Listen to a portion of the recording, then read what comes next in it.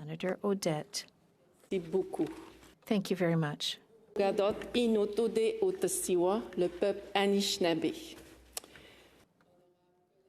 Honorable Senators, I rise today for the first time in 12 months as a senator, this time to speak to Bill C-29, an act to provide for the establishment of a National Reconciliation Council. This is a tough week for women, for Indigenous women. It's one full of emotions and history as well. Here's why I think it's important that this bill receive the support of my colleagues here in this beautiful chamber. It's an important step for many of us, not just us across Canada, not only to advance reconciliation, but also and above all to strengthen the social fabric of our country. It is also the culmination of many years of advocacy by all sorts of people, different groups, experts, thinkers, philosophers, survivors, our knowledge keepers and communities too. For a long time, we've been calling for greater accountability, greater responsibility as well from everyone, and that includes myself. I have this role and this responsibility. In my eyes, in my heart, this bill is more than necessary. It's also a step towards healing and repair. It takes us to act, leads us to act, to do more, to say more than just words, and to honor the truths of the survivors, those who spoke during the Truth and Reconciliation Commission, the families as well, or who are on hand as well, or who perhaps are no longer on hand, and those bright lights that have gone too soon. The National Council for Reconciliation will monitor long-term process and evaluate, which is very important, and report to the implementation of the TRC's 94 call for actions. Vraiment important. And truly important. We'll respond also to the Action 53, call to Action 53, to create this National Council for Reconciliation. But also, where I think it's very important, it will respond also to those calls, and I want to mention them. 54, 56, 54, 55, and 56, which deal with funding, responsibility, and transparency agreement between the government and the council. Il y a des vérités qui sont dures. There are hard truths that are hard to hear. They're tough. We must continue to listen to them. We have a duty to make them known. As you know, colleagues, the First Peoples, before the first contacts, formed a sovereign society. They had their own systems of governance. We lived by rules of reciprocity, interdependence, and respect for the land and what the land offered us. Even back then, these systems represented the diversity within the First Peoples. I have said it before, and I'll say it again. Our ancestors welcomed what we call the great explorers. We welcomed them. We shared our knowledge, our science, our medicine, our ways of surviving on the land. But things have changed when the lure of gain overtook the relationship that existed between our nations. So we went from a military and economic alliance between our nations to an Indian problem. That would be the words that we learned when we were told about our history. We have gone from being welcoming people, strong people, to pagans, savages, inferior beings, lazy people, and so on. The list is long. People, we are a product of residential school. I'm the daughter of the residential school survivor, Evelyn. Some of my colleagues here in this chamber are also residential school survivors. It is a story of my mom, my auntie, my uncles, my mother-in-law. It is also your story, my dear colleagues from the Indigenous communities. But what if it was also all our story? Toute mon enfance. All through my childhood, in my beautiful Meni-Utenam, the beautiful North Shore near Sept-Îles, Quebec, I normalized the effects of these destructive policies. I just thought that was our life, that the destructive policies and their impact, that they were simply our day-to-day life. Why did I think that? Because I didn't know. I didn't know where this violence came from, this way of being, this malaise. I did not know. And yet, in aging, we understand that we all have this same thread that connects us. But the domino effect is triggered, and we realize that our language, our identity with our territory, our relationship with our territory, and our dignity are ripped away from us.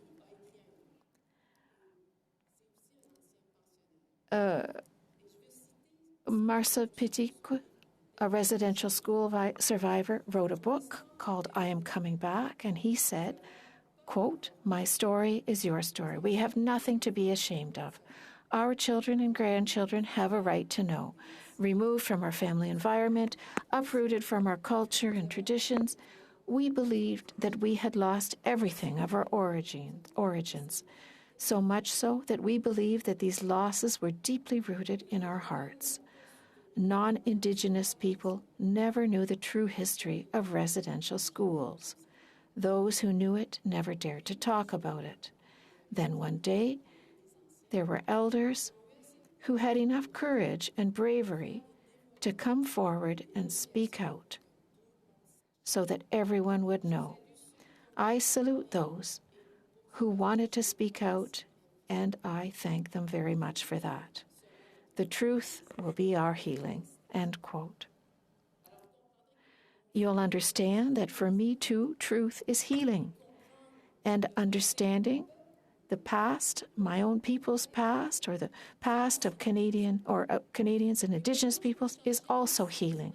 But how can I change my feeling of rage, hate, and shame and stop normalizing the idea that we are savages, inferior beings, lazy ones, and so on?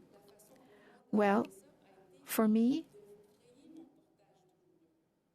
it was to go from de-victimization to reconstruction, to rebuild this painful path, to reclaim the history of my people and understand the history of my people and understand the systemic causes.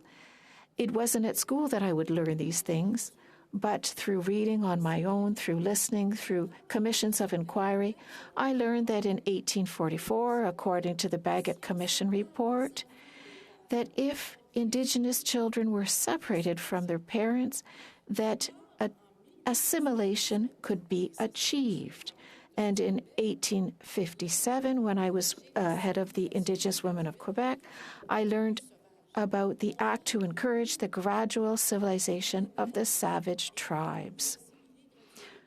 The idea was to gradually assimilate us, as if we weren't capable of being ourselves. And then, in 1867, the federal government took full control of the First Nations, and this authority spread to education for Indians as well.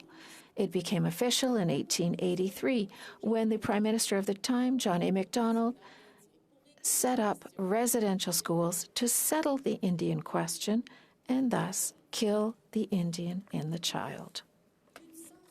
More than 150,000 children, and you've heard this, were taken by force from our ancestors to these cursed places, these residential schools,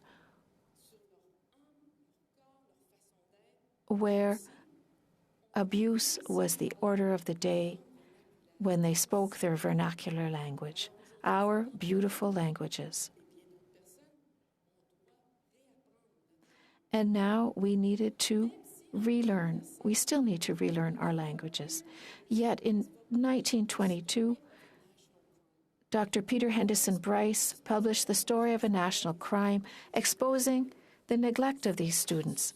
If I had known when I was younger, I would have liked to have known. If I had known also why far too many of these children, these bright lights, did not ever return to their own territory. They were guinea pigs for research.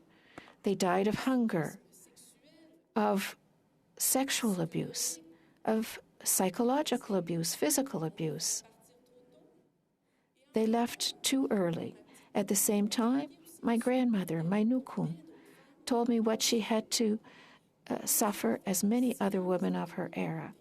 And she was met with silence in her community. The elders and parents sunk into darkness, destroying the family bonds, eroding family values, destroying parenting skills, breaking the right to love, breaking the reciprocity and respect and interdependence between mother and child, and between community towards its children. It broke so many things, and I've begun to understand. A few moons ago, we learned the sad news of these bright lights or little lights that were in unmarked graves. For so many of us, this was something that was already being said, already being explained. Luckily, the communities did incredible work, difficult work, but important. De ces petits êtres lumière qui ont quitté pendant la période des pensionnats. They worked to locate and commemorate the children who died in the residential schools. As devastating and difficult as these realities are, they are part of Canada's history. We cannot undo the past, but we must use our knowledge of these truths to repair and do better in the future. I know I don't have to convince you of this dark history, this dark chapter in our country's history. You have already acted. But remember why it is important to say this, because we are many here, standing here in the other place, and across Canada and around the world, who come from this country, this territory, who are standing today and who are teaching others, reminding us of this important history.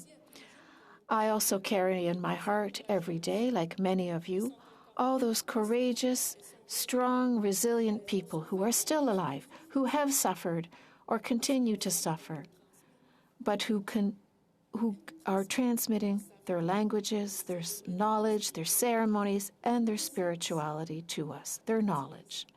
I thank them.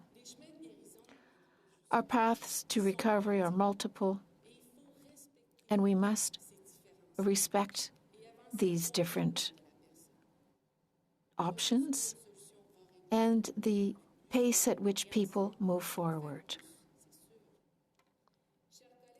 Colleagues, I would like to share with you how this bill came about in last June, in the other place. This was a nice example of sharing. In 2019, a 6-person interim board, including Métis, First Nations, and Inuit, was formed. And the board included a former TRC commissioner. The board was given the mandate to reflect on and make proposals for this National Reconciliation Council. What should be its name, its vision, mandate, mission, structure, funding, and recommendations on a legislative framework for consultation. The board traveled, perhaps virtually, through various countries since 1973 until now. There have been more than 30 Truth and Reconciliation Commissions. In other words, the board took a look at what was happening elsewhere. Once the commissions that had been completed were done, I'd like to draw your attention to the fact that several entities were created to address these commission's recommendations. And these entities have been models. They've tabled reports, recommendations. We have a mandate with a beginning and an end. Since we don't want to lose momentum, we are suggesting that there be a transition committee so that this issue remain on the political agenda and not simply disappear. Last December, this transition committee reviewed, first of all, was struck and then reviewed the proposed legislative framework.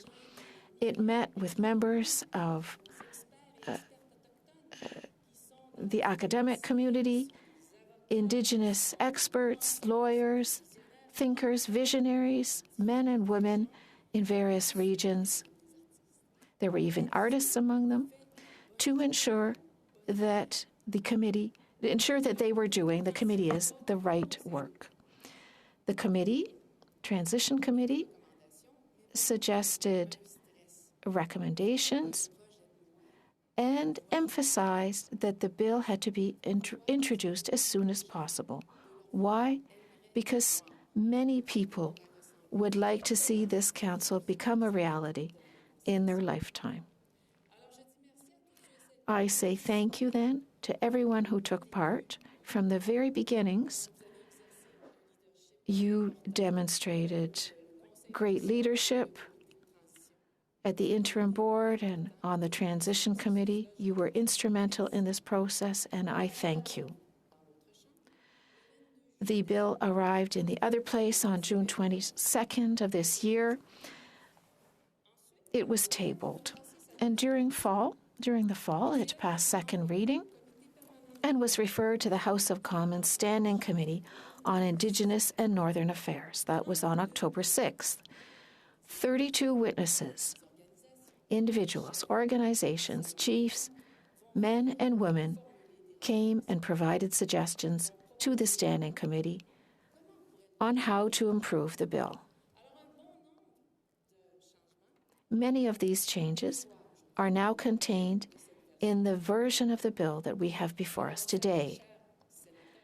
Senators, this bill provides for a formal structure which is essential to achieving sustainable progress and anchoring that progress, above all, anchoring that progress for the future, whether that progress be governmental or other. Progress that needs to be made every single day and in the long term. Imagine if we had set up this kind of mechanism following the Royal Commission on Indigenous Peoples in 1996. Just imagine. I was there. I was a witness with my first son. La mise à jour de l'an 1, 5 ans après, 10 ans après, 20. If we had done so, we could now report on implementation 1 year, 5 years, 10 years, 20 years, 30 years later. Hence the importance of setting up necessary mechanisms to ensure the implementation of calls to action. And this is essential for me, so that we can not only improve the well-being of First Peoples, but rebuild our relationships. There are gulfs right now. We need to rebuild our relationships, but we also need accountability, not just among ourselves, but to Canadians, Quebecers, who are increasingly informed, better informed, and aware of First Peoples' challenges. They deserve this as well. I'd like to talk to you now about the objectives and principles of this proposed legislation. Well, there's establishing the National Reconciliation Council. It needs to be independent, nonpartisan, permanent, and Indigenous-led. This bill will also serve as the legal framework for the National Reconciliation Council. It will define the Council's functions, including monitoring reconciliation and reporting annually to Parliament and to Canadians. It will state the federal government's obligations to assist the Council in achieving its mission, and it will describe procedures. It describes procedures, for the board membership, the initial directors, the articles of incorporation. It describes the Council's role and functions, very important, especially based on where I've come from. It states the Board of Directors' obligations. For example, there would be First Nations, Inuit and Métis, survivors of residential schools, elders, people who survived these discriminatory policies and their descendants, youth, women, men, people of diverse gender identities, and different regions of Canada, including the urban regions, the rural and remote areas. There are areas of Quebec where missionaries spoke French, and today we speak French. Many nations in Quebec speak French. So Indigenous people whose first or second language learned as French would also be on this board. Colleagues, the 94 calls to action of the Truth and Reconciliation Commission provide a roadmap for us to follow. They give a roadmap to all levels of government, civil society, education and health institutions, and the private sector. And as Ms. Edith Cloutier said so well, and she's a member and spoke before the ENAN committee in the other place, and I quote, "Reconciliation requires collective and sustained efforts over time, but also the willingness to venture down uncharted paths and work together. Innovation is needed to move reconciliation forward, and it relies on trust and the complementarity of those who wish to contribute to this great reconciliation." And I'll mention, in passing, that Ms. Cloutier alone represents different realities. She's a woman, Indigenous, urban, and Francophone. So diversity is represented here, she said, at the committee. Since there are as many men as women, we must be confident that we will have the capacity, the opportunity, the will, and the innovation to choose a board of directors that is representative of Indigenous peoples of Canada. I found that very nice, and I wanted to share it with you. This important initiative requires everyone's commitment. We can, of course, say no, but this relationship that I have as the sponsor of the bill, well, there are reasons for this. It leads me to my past, our past. My commitment, it involves my commitment to the present and, above all, building a better tomorrow. That's what gets me excited, building together.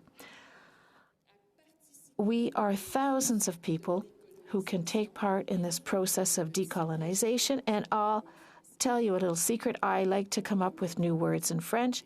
As an Innu and as a very creative person, I often say we need to Inuize. The children are also Wendat. Maybe they'd say, "Mom, we need to Wendatize instead of decolonize." And this needs to lead me to Inuize a space and truly we're beginning to understand Canada's true history and the history of Indigenous peoples. There's a lot of great stuff that deserves to be known every day on Facebook, on Twitter, on TikTok, apparently, on social media, in our friendships and professional relationships. We learn about the beauty of Indigenous peoples across Canada.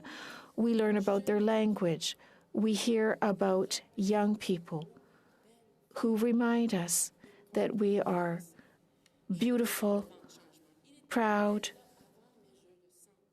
I sense this change. Thank you to my parents for the sacrifices, to my ancestors for the sacrifices they made, and thank you to you, colleagues. Before I arrived here, I listened to you, and I saw that there are people here with open hearts, open eyes, open ears, who are ready to receive our truths. So it was not that stressful to make the move to this chamber. And I'm also aware that here in this chamber we have a collective responsibility.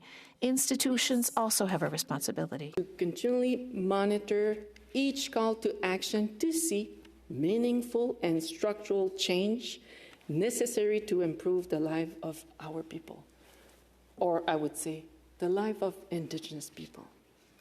The TRC emphasized on education as the foundation for raising awareness on what needs to happen to make true reconciliation.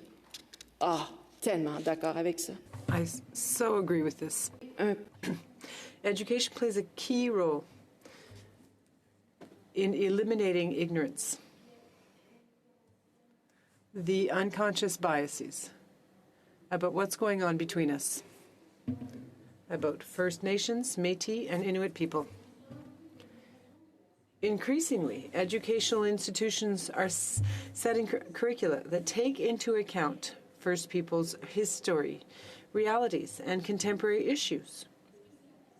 What that does is that it has a direct impact because teachers, nurses, or other professionals in the various areas are better equipped, are better trained, and better informed.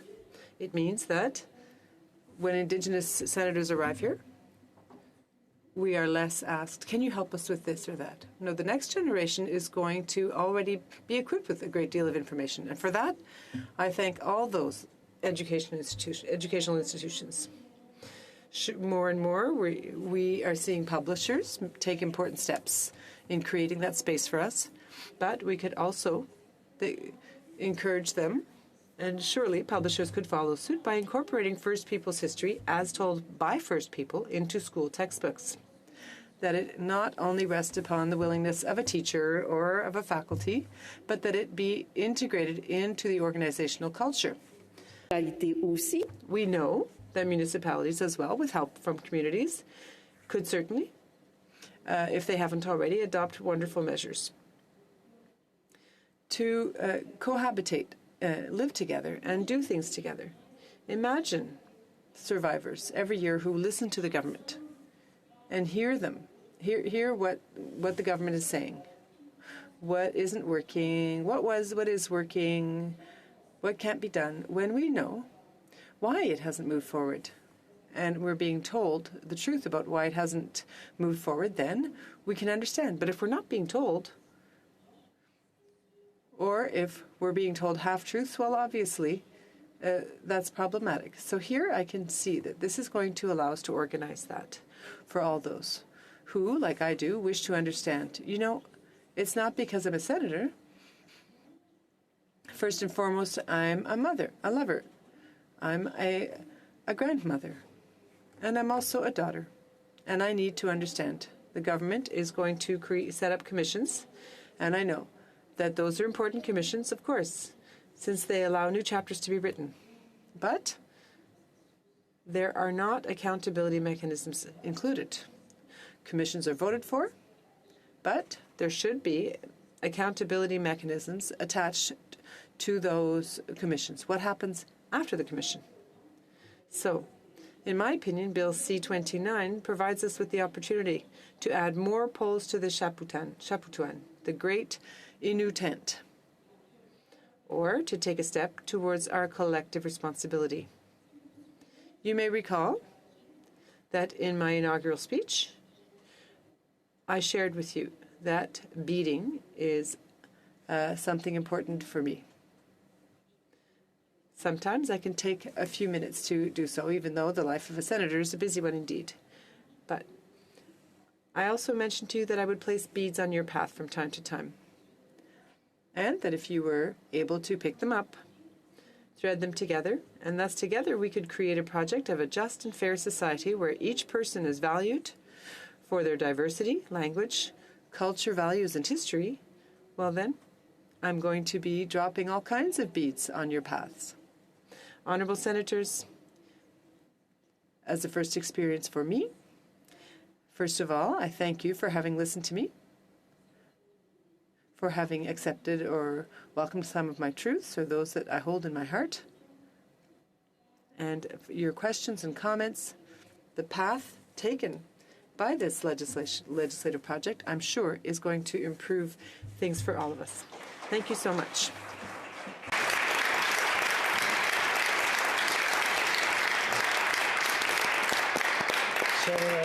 Senator McFedrin, did you wish to take the adjournment, or you want to ask a question? I wish to ask a question, please, Your Honour. Senator Audette, First. Senator Audette, will you take a question? Merci. Yes, of course. Thank you. Thank you, Senator Audette. Truly. Are you convinced that the funding of this council is sufficient for long-term sustainability? Senator Audette. Question importante. À long terme, je n'ai pas la magie de voir si c'est ce qu'il nous faut, mais je peux vous dire que l'engagement doit se faire à long terme. This must be a long-term commitment.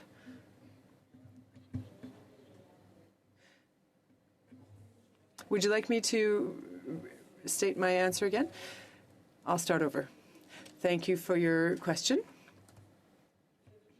The funding will be a daily reality for this organization, which will be a not-for-profit organization. The commitment that we currently have, and according to the information I now have, assures us, we're being assured that it's to start things off.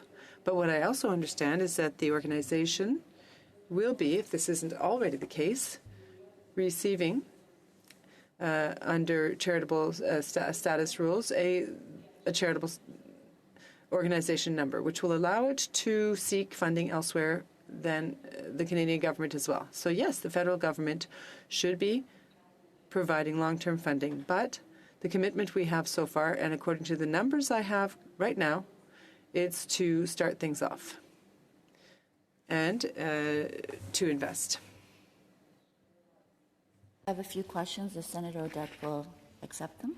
Of course. Okay, merci. First of all, thank you for your speech and for giving us sort of an understanding of the journey of getting to this place with this bill, and that it's been a long time. And so I really appreciated your personal, testimony, as well as just helping us understand what's in the bill. So I'm going to focus on maybe what's not in the bill and what we can perhaps consider in study with amendments in this chamber. So you mentioned Inuit a space, and I thought I would start with a question related to the Inuit representation. Nathan Obed, president of Inuit Tapirit Kanatami, a national Inuit organization, expressed his disappointment with this legislation at a press conference just last Friday. He said the bill could result in recommendations that may be completely out of sync with Inuit positions, with only one seat on a board of 9 to 13 people to be nominated by the organization. Mr. Obed believes that had they been consulted when this legislation was first being considered, this would not have been the result. So I was curious, Senator, what it would be your response to Mr. Audette and these concerns? Senator Audette. Merci. Senator Audette, thank you very much. Thank you, Senator Martin. I'll be frank with you. I understand the position and the reaction. I do understand it. In the best of worlds,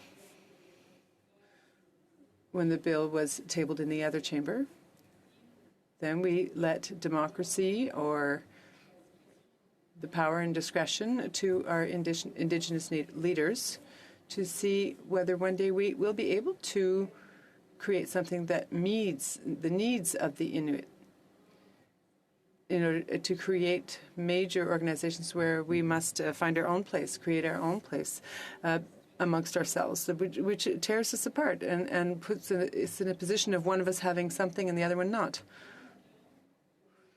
So in my heart, my message for Mr. Audette is that he has a right to that. And then, but how? Following the study and upon reflection, will we find something that either he is comfortable or not, through his leadership and his representation of Inuit regions and people? Then we must recall that that organization mustn't take the place through its relationship with the Crown. The governments from nation to nation must remain and maintain, and this council mustn't create shade for them. So if I were able to make recommendations, which will be up to you, I would say let's ensure that the door is always open for nations that withdraw and then return, or respect the fact that they don't come back. So do you think the government is open to potential amendments to this bill from our chamber based on your conversations? Senator Audette. Senator Audette. In my heart, well, officially, yes, they must. If I agree to participate in something, I don't simply wish to be the person who's going to rubber stamp it. If we are able to improve things or disagree, and that we are permitted to do so in this chamber, then that must be honored. I wishes to ask a supplementary. Senator Martin, if we have time, I'll come back to you for a third question. It's okay. It's not a sub. Okay. Senator Martin. Yes, so maybe one more question then. When this bill was studied at committee in the House of Commons, an amendment was put forward to reserve a seat on the council for a national organization that has experience with and is focused on economic reconciliation, as was suggested by several witnesses during the study. Some witnesses called for this amendment specifically, while others spoke of its importance. For example, Karen Restoul, CEO of Shared Value Solutions and member of Dokis First Nation, stated, quote, "Economic reconciliation is the vehicle forward in terms of setting our peoples or communities back on a path to prosperity." So given the importance of economic reconciliation, do you know why this wasn't included in the bill and why it was rejected by Liberal and NDP MPs in the House committee? This is a very important term that we have heard at committee, as well as the path forward for economic reconciliation. Senator Audette. Senator Audette. Yes, thank you very much. I didn't ask that question. Martin, I didn't ask this specific question, but the question when I asked, I also asked to a member of the committee of why and who decided and what was the process. So right now, what I understand and what it's reassuring me, it's the board is something, but the activity, what the chantier, I don't know how we say that in English, but the justice reconciliation, the human rights reconciliation, the economic reconciliation, all of them are very important.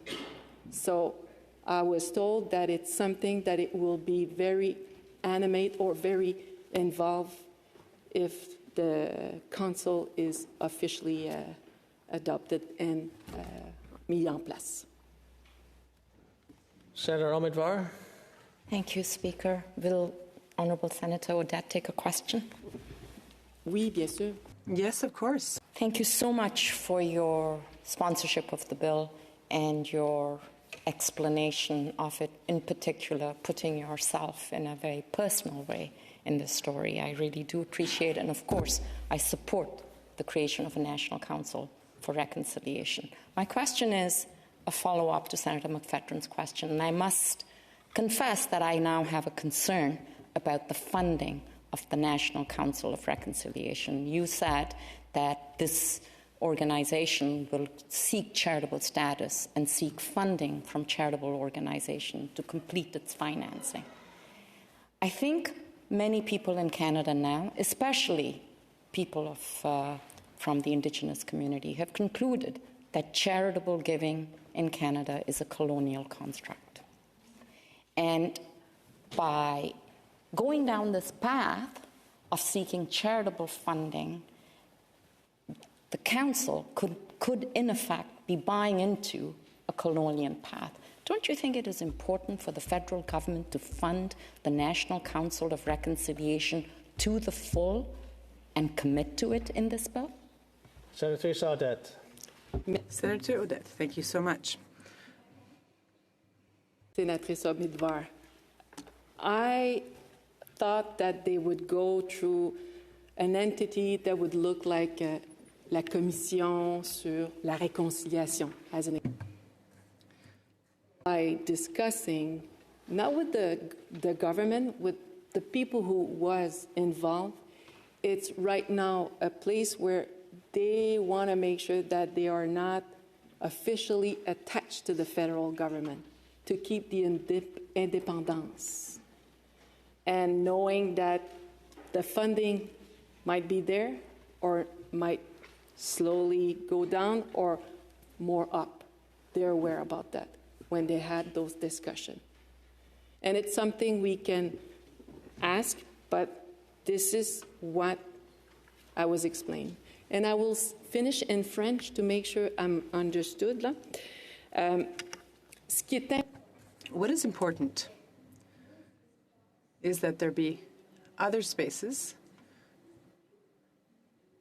that First Nations, Métis, and Inuit, or particular groups of Indigenous leaders, for example, the Inuit, are already in talks for formal entities to have a relationship with the federal government, to have a tribunal, a human rights tribunal for First Nations and Métis and Inuit, for example, to have a space for an ombudsman to respond. So that is really an exercise for a not-for-profit organization, which would be a national center, but there already are talks going on for direct relationships, groups with direct relationships with the federal government. So I'm not sure I was understood. I am happy to keep explaining. Explaining to me the unfolding of this Council of Reconciliation. If I may suggest, the issue of funding and independence should be seriously looked at committee. There is a history of institutions that have been started by the federal government and then abandoned because of the lack of funding and because the position was made that charities will pick it up. Ombudspeople, tribunals are not funded by charity. They're funded by government themselves. Thank you, Senator Audette, for taking my question. Senator Down, you have about a minute and a half. Thank you, Speaker, and thank you, Senator Audette, for your wonderful speech. I enjoyed it immensely. I just want to bring to your attention as well of all the other concerns that I've heard from the Native Council of Prince Edward Island, who are also concerned about representation. And they represent, of course, they're telling me 1,244 members of the Native Council of PEI and 3,385 Indigenous people residing off reserves in PEI. They share the same concerns that have been expressed by others, and they want to make sure that the representation is there from all the interested groups. I just simply wanted to pass that on to you, more than a question. The question would be, do you agree or would you take it under advisement? But we only have a few seconds left. Thank you. Senator Audette. Senator Audette, in just a few seconds, I want to trust that the people who will be suggested in this new board of directors will have the knowledge and expertise and understanding for all of the people across Canada. That is the trust that I have right now.